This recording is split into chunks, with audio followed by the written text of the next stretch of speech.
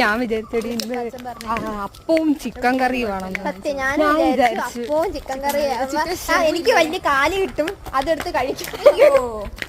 Seriously ഞാൻ വിചാരിച്ചു.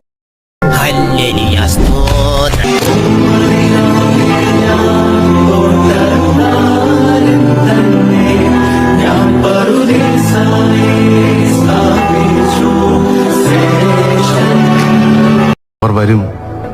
കരഘോഷങ്ങൾക്ക് കാത്തു നിൽക്കാതെ അവർ മാഞ്ഞു പോകും. അവരാണ്. അത് അങ്ങോട്ട് നോക്കൂ, അതൊരു ആശ്രമ കന്യകയല്ലേ, അതോ അപ്സരസോ?